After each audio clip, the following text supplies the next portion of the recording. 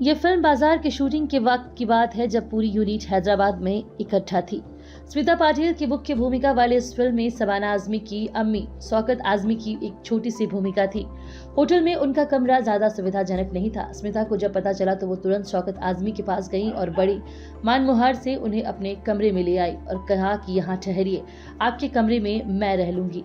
Film की नायिका होने के कारण निश्चित है कि स्मिता पाटिल का कमरा ज्यादा सुविधाजनक रहा होगा। शूटिंग खत्म होने के बाद घर लौटने पर जब शौकत आजमी ने ये बात अपनी बेटी शबाना को बताई, शबाना कहती हैं कि स्मिता पाटिल ने पूरी शूटिंग के दौरान मेरी मां का खूब ख्याल रखा और उनके साथ हर वक्त बड़ी अदब के साथ पेश आईं।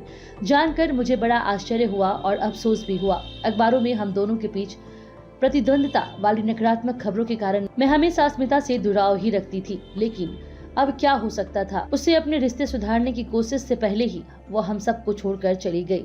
स्मिता पाटिल का जन्म पुणे में हुआ था। उनके पिता राजनेता थे और मां समाज सेविका। स्मिता पाटिल महिलाओं के मुद्दे पर खूब मुखर थीं। इसलिए जब उन्होंने शादीशुदा राज बब्बर की दूसरी पत्नी बनने का फैसला किया तो उनके घर वालों को यह बात सख्त नागवार गुजरी कि नादिरा बब्बर की गृहस्थी तोड़कर वह समाज को क्या संदेश देना चाहती हैं, और उन्होंने भी स्मिता से सारे रिश्ते तोड़ लिए। निजी जिंदगी में वह खुद को कितना साबित कर पाई यह कह नहीं सकते, लेकिन हिंदी सिनेमा में स्मिता पाटिल ने अपनी भूमिकाओं के साथ पूरा न्याय किया। सैम बेनेगल के चरणदास चोर से पहले भी वह फिल्म में काम कर चुकी थी, लेकिन इस फिल्म में छोटी सी ही भूमिका में उनके अभिनय प्रतिभा की सशक्त झलक मिल गई। बाद में श्याम बेनेगल के फिल्मों का वह एक अनिवार्य चेहरा होती चली गई।